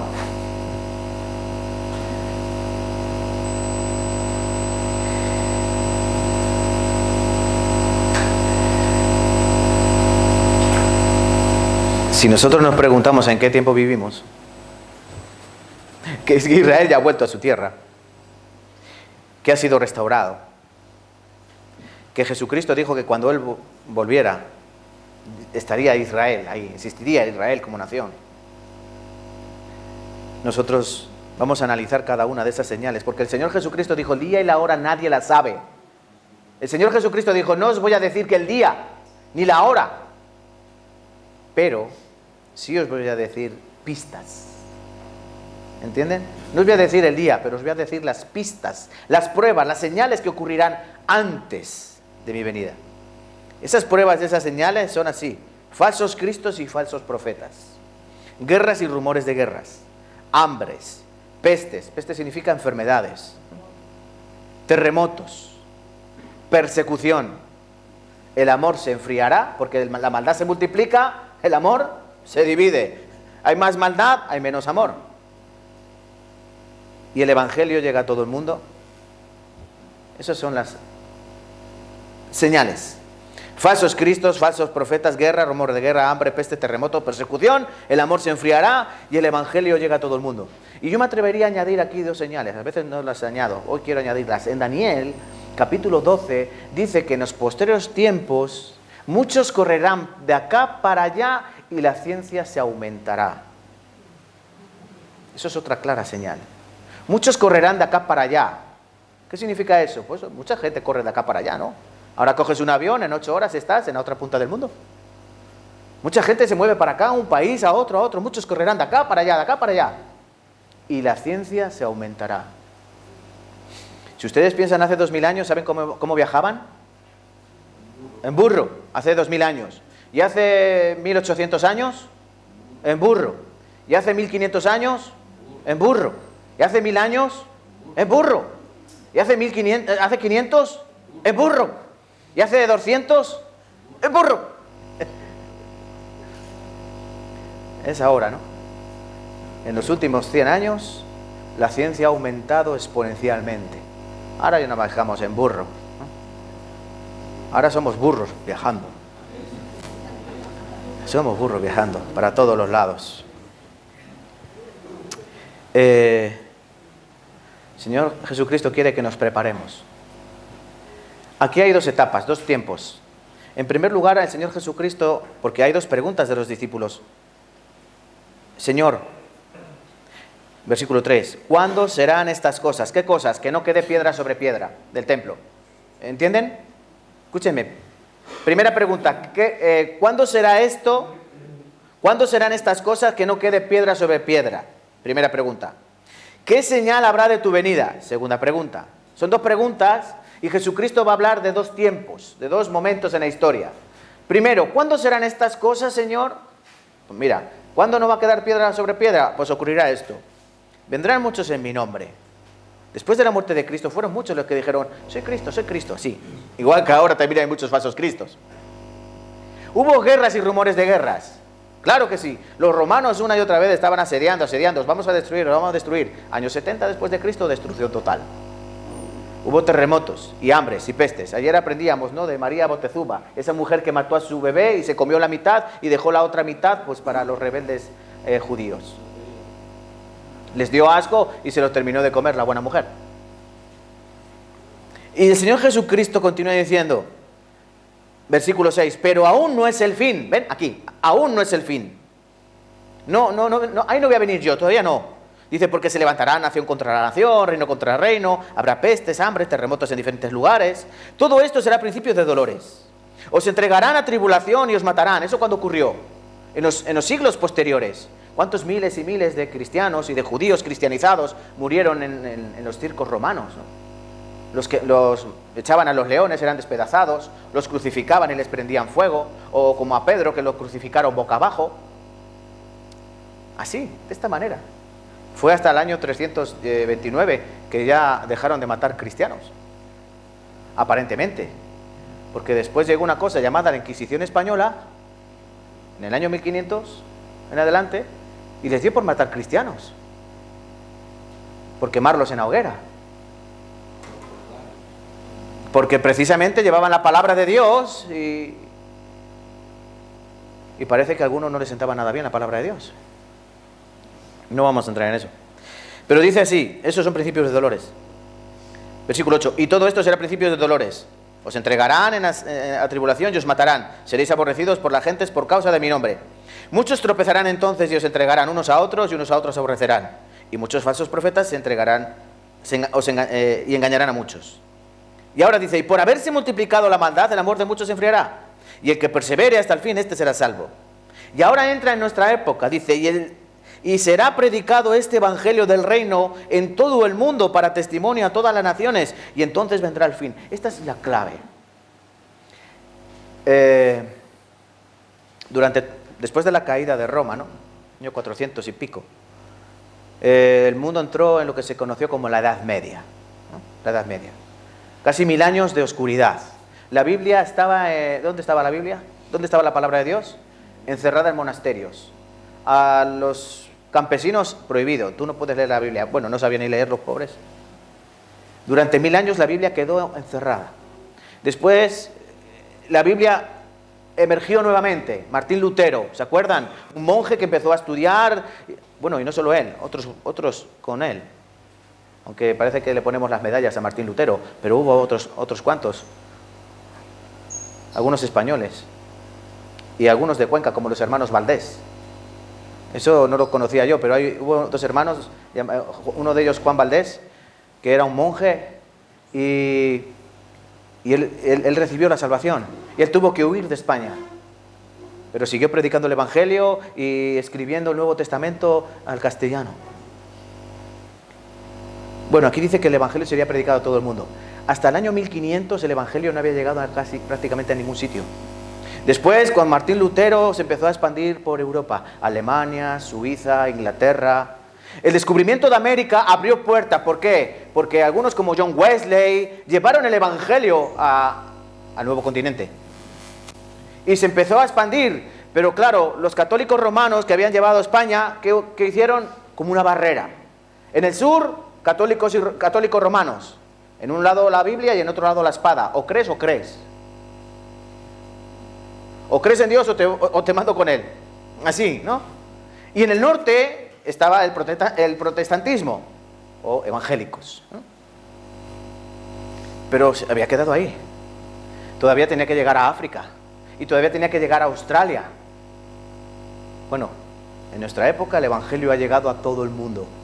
No hay ningún rincón del planeta donde el Evangelio no haya llegado. Incluso las tribus del Amazonas, que no conocían la palabra de Dios, fueron misioneros. Algunos, como John Eliot, ¿no? Dieron su vida por predicar el Evangelio a esas tribus del Amazonas. En Ecuador, por ejemplo. Jean Eliot. Él y otros pocos misioneros fueron asesinados por una tribu. Y luego su mujer, en lugar de llenarse de odio, no, cogió la Biblia, cogió a su hijo y se fueron a la tribu. Y les evangelizaron y les salvaron el alma. Ese era el amor de Cristo. Se extrañaron cómo venía la mujer de ese al cual habían matado a lanzazos, porque lo atravesaron con una lanza. En lugar de venir aquí con unos cuantos con ametralladoras y eliminarnos, viene a predicarnos de la paz y del amor del Señor. No les quedó otra cosa que rendirse a Cristo. Entonces ahora, hermanos, lo que yo quiero que entiendan es que el Evangelio ha sido predicado a todo el mundo. Y dice aquí, para testimonio a todas las naciones. ¿Qué significa esto, para testimonio a todas las naciones? Pues que no puede llegar nadie delante de Dios y decir, ¿Cristo? ¿Jesús? Yo no he oído hablar de Él. No me suena. No, el Evangelio va a llegar a todos los rincones del planeta. Para que no tengan excusa. Eso significa para testimonio de ellos. Ellos van a escuchar. El problema es que o aceptan o rechazan. Es la misma historia de siempre. Árbol de la vida, árbol de la muerte. Bendición, maldición. Jesús, Barrabás. Camino de vida, camino de muerte. La palabra de Cristo, o sea, la palabra de la cruz. ¿Recibes el Evangelio o prefieres tu vida? Porque lo que Dios está exponiendo aquí y estos días es, ¿quieres aceptar la palabra de Dios para ti? ¿O vas a hacer como hacen algunos? Escuchan, piensan que esto es un rollo, que un aburrimiento, que ellos quieren vivir su vida a su manera y ya no vuelven. Tendrás oportunidad. Yo por una parte me alegra que estén aquí, ¿sabe? Igual que cuando hay seminarios siempre vienen muchas personas nuevas y yo me alegro que vengan a escuchar. Por otra parte me da mucha pena y les voy a explicar por qué. ¿Saben qué ocurrirá? Si ustedes escuchan esta palabra y no la toman en serio, no la aceptan como un regalo que es, un regalo de Dios, cuando ustedes mueran, van a ir al infierno. ¿Saben por qué? No han aceptado el regalo de Dios. Pero no solo eso.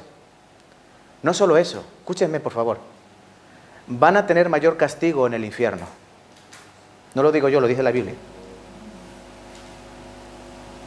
Lo dice la palabra de Dios.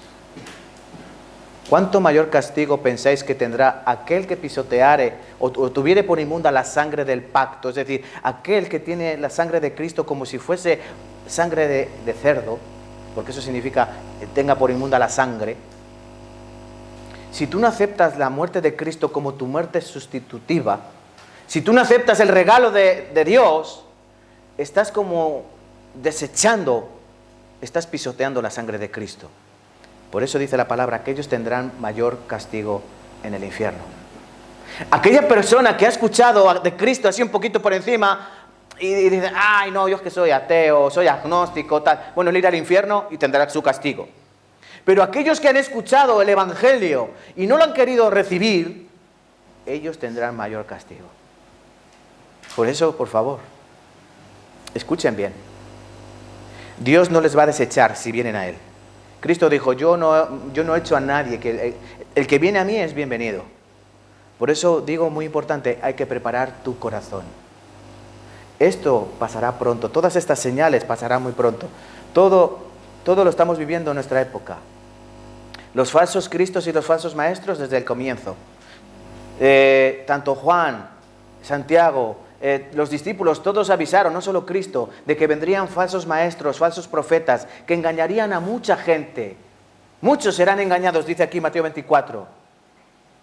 ¿Por qué? Porque algunos quieren escuchar, pero vienen aquí y dicen, estas palabras que muy largas, muy aburridas, y prefieren ir a otro lugar donde la palabra es más cortita, donde hay mucha música, mucha alegría, mucho alboroto. Aquí estamos mejor, aquí mejor. ¿Qué están buscando? Su comodidad. Están buscando su manera, no la manera de Dios. Por eso se amontonarán. Por ejemplo, 2 Timoteo 4:3. Vendrá tiempo cuando no sufrirán la sana doctrina. Habrá gente que escuchará la verdadera palabra de Dios y dice que no la sufrirán, no la soportarán. No, eso no es así. Sino que teniendo comezón de oír, se amontonarán maestros conforme a sus propias concupiscencias, conforme a sus propios deseos, y apartarán de la verdad el oído y se volverán a las fábulas, como por ejemplo el Evangelio de la Prosperidad. En Estados Unidos hay iglesias que hay 40.000, 50.000 personas todos los domingos. ¡Wow! ¡Qué bien!, ¿no? ¿Saben por qué? Porque escuchan esto, Dios no quiere que seas pobre. Dios no quiere que sus hijos sean pobres. Por eso vosotros, Dios dice que le tenéis que probar. Si dais abundantemente, Él os dará abundantemente. Porque el que siembra con escasez, cosecha con escasez. Dios ama al dador alegre. Así. ¿Y qué hace la gente? Coge. Sí. Había una pastora, ¿no?, que decía, vamos a escuchar hablar al dinero. Creo que era Ana Méndez o algo así. Oh, el dinero quiere poseerte, el dinero quiere... Vamos a traer aquí el dinero, vamos a traer el dinero que no nos domine. Y toda la gente iba con su dinero ahí. ¿Eso qué significa? Luego esa gente se piensa que van al cielo. Se piensan que se puede comprar el ticket para entrar al reino de los cielos. Bueno, yo no voy a ir por mis obras, yo me lo voy a pagar. Esto también pasaba en el año 1500, cuando estaban edificando lo que hoy se conoce como la Plaza del Vaticano, la Plaza de San Pedro. Estaban construyendo todos esos edificios preciosos y estaban dibujando ahí la Capilla Sistina y todo eso. Hacía falta mucho dinerito. ¿Saben qué hacían? Por toda Europa iban así los monjes con la hucha. ¿Quieres que se perdonen tus pecados? Sí, venga, echa el dinero en el bote. Y echabas el dinero en el bote y te daban indulgencia plenaria. Si dabas mucho dinero. ¿Quieres sacar un alma del purgatorio de tu padre o de tu madre? Sí, dinero en el bote. Y pensaban que así compraban las almas. Hoy el Evangelio de la Prosperidad hace eso. Tú da y recibirás el amor de Dios. Eso no se compra. Tenemos que tener cuidado. Cristo dijo, a muchos os engañarán, vendrán muchos en mi nombre. Lo peor que hay, ¿saben qué es? Tengan cuidado cuando alguien viene con traje, corbata y la Biblia debajo del brazo. No se vayan, ¿eh? Miren, imagínense Mateo capítulo 4.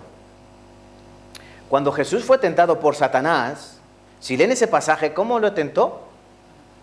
La primera tentación es así. Cristo 40 días sin comer ni beber. Tenía un hambre, dice que un hambre terrible. Satanás le dice, wow, mira, tú eres hijo de Dios, pues qué fácil, esta piedra conviértela en pan y te la comes. ¿No eres hijo de Dios? ¿No puedes convertir una piedra en pan? Señor Jesucristo dijo, no solo de pan vive el hombre, sino de toda palabra que sale de la boca de Dios vive el hombre. Es más importante la palabra de Dios que un trozo de pan que le sale moho. Y Satanás dijo, escrito está. Y luego Satanás empezó a recitar versículos para hacer caer al Señor. Pero ¿saben lo que hace Satanás con la Biblia? Porque Satanás conoce la Biblia mejor que tú y que yo. Pero él coge versículos y los quita, o los cambia el orden, los manipula, los tergiversa, como hizo en el huerto de Edén. La orden era, no comas del árbol. Y Satanás llega y le dice a Eva, ¿con que Dios os ha dicho que no podéis tocar el árbol? ¿No podéis ni tocar ni comer? Eva dice, no, es que no podemos. Dice, no, mira, sí es muy bonito, mira qué fruta, fresca, madura, sí, ¿no? Él cogió la palabra de Dios y la torció, y Eva cayó. A mucha gente la palabra de Dios le va a llegar torcida, manipulada. La palabra de Dios tiene que ser 100%. ¿Sí o no? Sí, en el momento que hay algo cambiado, ya no es la palabra de Dios. Como por ejemplo hacen los testigos de Jehová. Para conformar a su pensamiento, ¿qué hacen? Ellos piensan que Jesucristo no es Dios. Que Jesucristo que Dios no se hizo hombre. Creen que es un ángel. Por eso cogen San Juan capítulo 1, cuando dice, en el principio era el verbo, y el verbo era Dios, y el verbo estaba con Dios. Ese Dios, que es Cristo, lo ponen con minúscula. Y ya deja de ser Dios automáticamente, al ponerle la minúscula. Un Dios creado. Es que dice que Cristo es el primero de toda creación. Fue creado. No. Con Él comenzó la creación. Porque Él estaba en la creación. Recuerden, el Padre, el Hijo y el Espíritu Santo trabajaron en hacer toda la creación.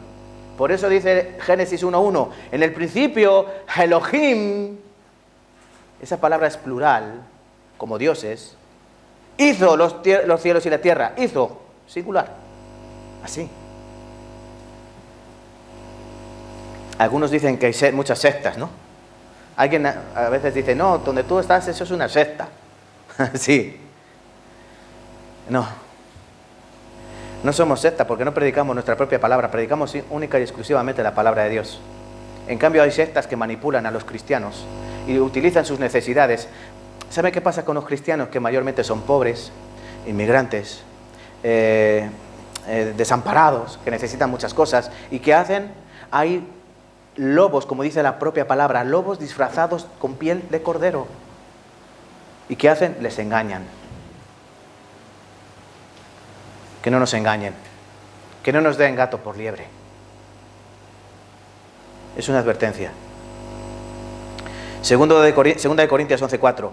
Si viene alguno predicando a otro Jesús que el que os hemos predicado, o si recibís otro evangelio que el que habéis recibido, u otro evangelio del que habéis aceptado, bien lo toleráis. Hay algunas personas que le da igual escuchar el tipo de evangelio. O otro Jesús. Solo hay un Jesús.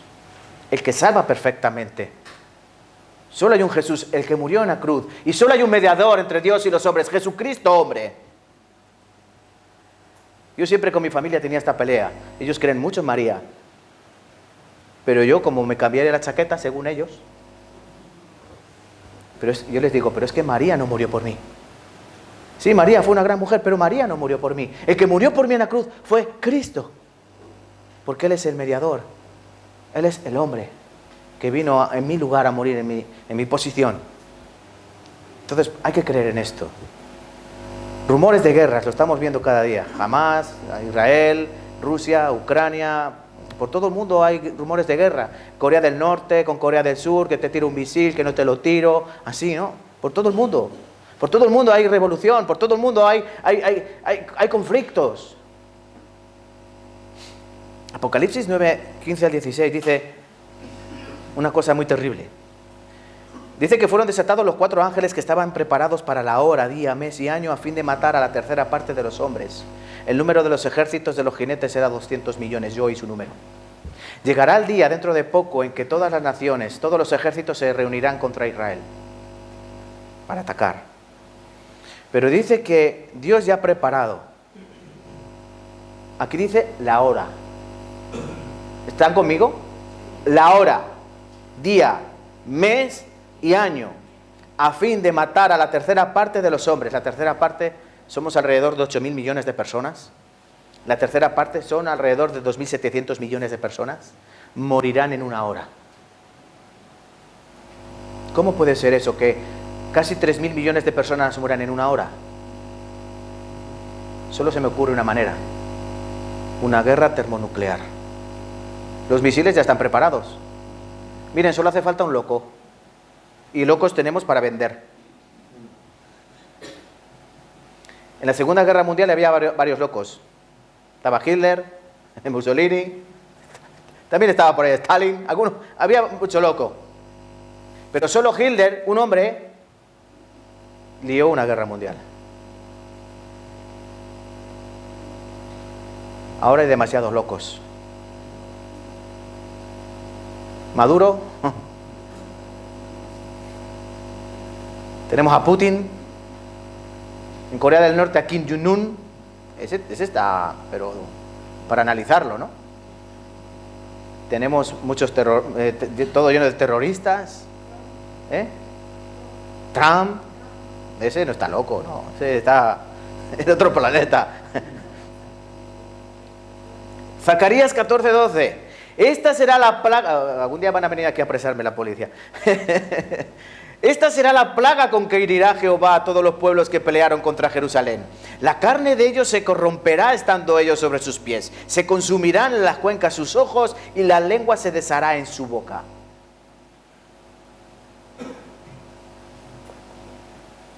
¿Qué significa esto?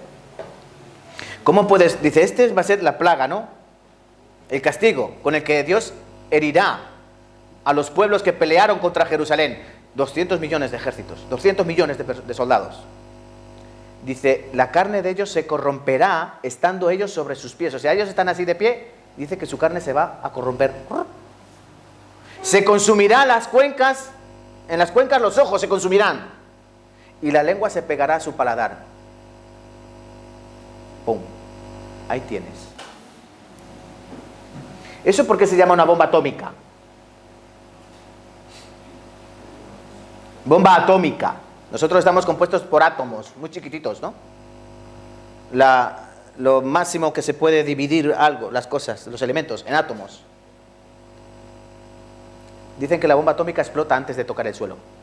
Su onda expansiva arrasa todo lo que encuentra alrededor. 2 bombas nucleares cayeron en Hiroshima y Nagasaki. Ahí terminó la Segunda Guerra Mundial. Los japoneses no tuvieron otra cosa que decir, nos rendimos. Estados Unidos tenía más bombas preparadas. La bomba atómica, ¿saben qué hace? Descompone. Te pudre literalmente en el acto. Te hace polvo. O sea, literal, los que tienen suerte, los que están cerca. Los que están un poco más lejos se abrazan. Y los que están un poco más lejos se abrazan pero no mueren. Y los que están ya un poco más lejos, que a eso solo le llega la radiación, mueren lentamente, desde dentro. Vómitos, diarreas, el cuerpo literalmente se les cae a pedazos por la radiación. Eso es lo que ocurrirá. Aparte dice que también aumentará el hambre. El hambre está aumentando. Ustedes lo saben cuando van al súper, ¿no? Apocalipsis capítulo 6, vamos a buscar. Apocalipsis capítulo 6. ¿Están cansados? ¿No? Amén. Los famosos jinetes del Apocalipsis. Habéis oído hablar de ellos, ¿no? Los caballos del Apocalipsis. ¿Qué hablan estos? Los sellos. Capítulo 6 de Apocalipsis. Vi cuando el Cordero es Cristo, abrió uno de los sellos y oí a uno de los 4 seres vivientes decir con voz de trueno, ven y mira. O sí, ven y mira, como de trueno. Y miré, y aquí un caballo blanco, y el que montaba tenía un arco, y le fue dada una corona, y salió venciendo y para vencer. ¿Quién es él? Este es el anticristo. Juan dijo, ¿habéis oído que hay muchos anticristos? Sí. Y ya está operando. O sea, ya hay muchos anticristos que dicen que Jesús no es el Cristo. Desde que Cristo murió y resucitó, empezaron a salir otros en contra de Cristo. Porque Satanás es su trabajo, echar por tierra la obra de Cristo. Pero aquí aparece este, que viene en un caballo blanco. ¿Quién vendrá en un caballo blanco? Capítulo 19 de Apocalipsis, Cristo mismo vendrá en un caballo blanco, con un nombre en su muslo, el Rey de Reyes, el Señor de Señores. Y de su boca sale una espada de doble filo. Es la palabra de Dios. Este es uno que viene suplantando la identidad de Cristo, por eso viene en un caballo blanco. Y dice algo muy importante. Viene con un arco sin flechas. Y le fue dada una corona, gobierno. Y salió venciendo y para vencer. Esto es lo que hará el anticristo.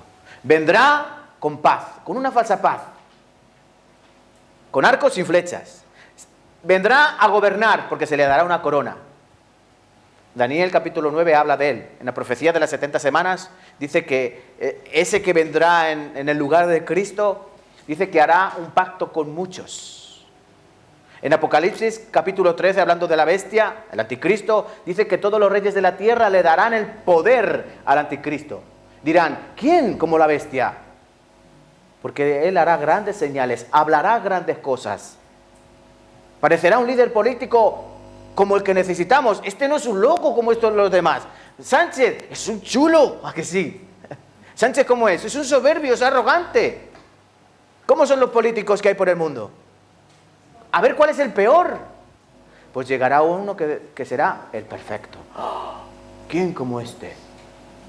Hablará grandes cosas, hará grandes señales, muchas pruebas, prodigios engañosos. Dice 2 de Tesalonicenses capítulo 2. ¿Saben por qué? Porque él tendrá el poder de Satanás. Cristo tenía el poder de Dios. Cristo dijo, las señales que hago, no las hago yo. Son de mi Padre, ¿no? Yo lo que hago es para dar testimonio de mi Padre. Satanás, las señales que él hará son de su Padre. Por eso las señales serán mentir, mentir, mentir y matar, y matar, y matar. Porque San Juan 8 dice que Satanás, ¿cómo es? El padre de mentira. Él es homicida desde el principio. Continúa diciendo, abrió el cuarto sello. O sea, cuando abrió el segundo sello, versículo 3, oí el segundo ser viviente que decía, ven y mira, salió otro caballo bermejo, y el que lo montaba le fue dado poder de quitar de la tierra la paz, y que se matasen unos a otros, y se le dio la gran espada, la guerra. Habrá una falsa paz, pero después la paz se acabó, y se matarán unos a otros, nación contra nación, la tercera guerra mundial.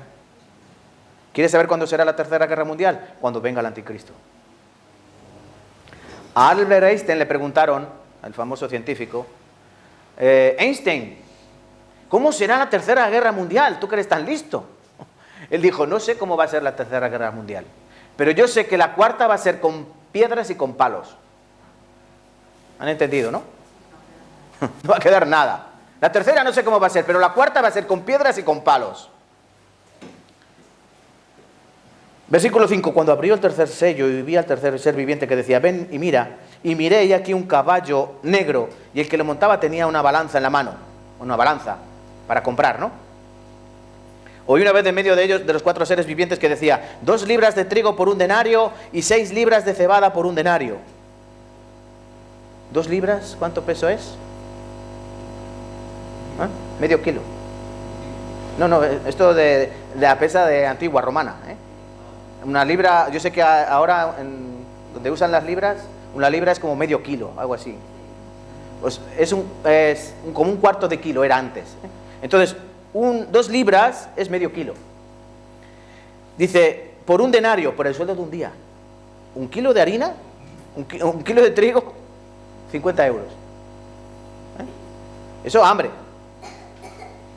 Cuando abrió el cuarto sello, oí la voz del cuarto ser viviente que decía: ven y mira, y aquí un caballo amarillo. El que lo montaba tenía por nombre Muerte, y el Hades le seguía, y le fue dada potestad sobre la cuarta parte de la tierra para matar con espada, con hambre, con mortandad, con fieras de la tierra.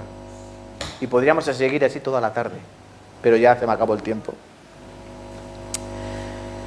Habrá hambres, enfermedades como el coronavirus que nos dejó no hace mucho, vendrán otros. Los científicos dicen vendrá otros y otros y otros. Habrá grandes terremotos. Los terremotos han aumentado en potencia, han aumentado en muchos lugares, ¿no? No hace mucho había terremotos en Turquía, por ejemplo, en otros lugares. Todo esto está en la Biblia. Último versículo que vamos a leer. Lucas 21:36. Velad, pues, en todo tiempo, orando que seáis tenidos por dignos de escapar de todas estas cosas que vendrán y de estar de pie delante del Hijo de Dios.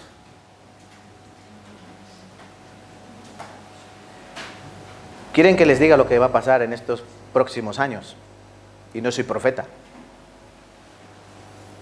Israel ya ha sido restaurado.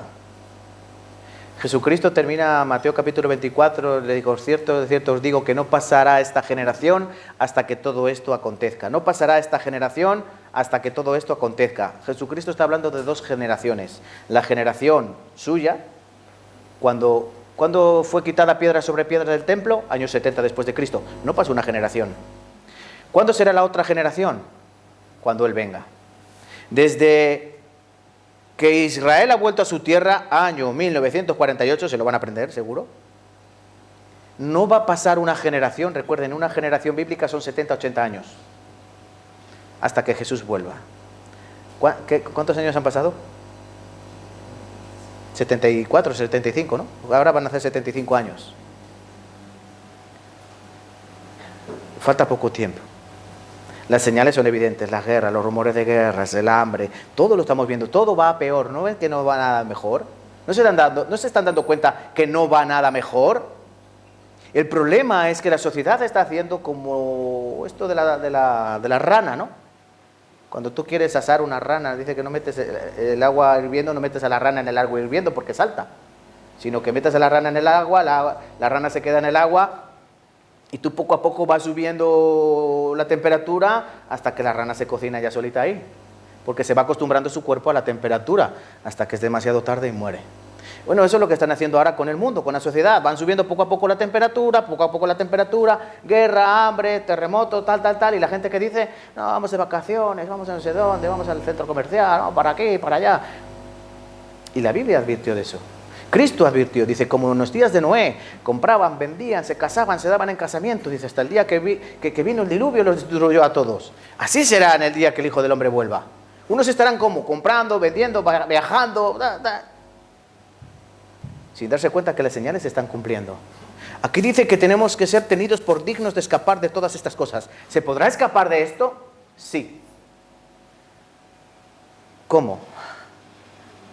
Hoy no me ha dado tiempo, mañana hablaremos de esto. El arrebatamiento de la iglesia. Ajá, es eso. Primera Tesalonicenses capítulo 4, versículos 16 y 17. Primera de Corintios capítulo 15, versículos 51 y 52. Lucas 17. Mateo 24 mismo habla también de eso. Unos serán tomados y otros serán dejados. ¿Quién será tomado? Serán tomados aquellos que hayan recibido la salvación. Serán tomados aquellos que hayan nacido de nuevo. Cristo mismo dijo: yo voy a mi Padre a preparar morada para que donde yo estoy, vosotros también estéis. Yo volveré. En Lucas 1, en Hechos 1 también. Los ángeles, cuando Cristo subió arriba, los ángeles se acercaron a los discípulos y dijeron: ¿ves cómo se va en las nubes? Así volverá en las nubes del cielo. Él volverá por nosotros, a por los que le aceptan como su Salvador, su Redentor. Y otros se quedarán. ¿Quiénes se quedarán? Los que no acepten el regalo de Dios, porque recuerda, esto es gratis. Entonces tú pasarás todo lo que aparece en Apocalipsis: más hambre, más terremotos, más muerte. Los hombres dicen que se esconderán en las cavernas. Habrá un terremoto que la tierra entera temblará como un ebrio. Habrá un periodo terrible. ¿Quieres escapar o te quieres quedar? Entonces hay que seguir escuchando, ¿no? Hay que seguir escuchando. Espero que terminen de escuchar hasta el final y que el Señor pueda terminar la buena obra. Les voy a recordar lo que les dije ayer. No falten, por favor. No falten, porque no lo dejen a medias. Tan cerca que están, tan cerca, están escuchando ya, falta muy poco. Aprovechen. Son pocas horas. Tanto tiempo perdemos haciendo colas, comprando en el súper, viendo la tele, haciendo cosas que no merecen la pena. Den la oportunidad a Dios de hablarles. Cuando escuchen todo lo que Dios tiene que decirles, entonces decidan si quieren volver o si ya no quieren volver más. Nosotros les vamos a dejar en paz, pero escuchen una vez, ¿vale? ¿Sí? Vale, diga sí, por favor. Vale, gracias. Ahora les vamos a dar algo de merienda, cena, para que espabile un poco. Lo siento. Vamos a terminar y vamos a orar. Señor Padre Santo, que vives y reinas, te damos gracias. Te pedimos que nos guardes, nos cuides, Señor, y sobre todo que nos llenes de tu palabra y de tu sabiduría. Estamos viendo las señales que se están cumpliendo a nuestro alrededor.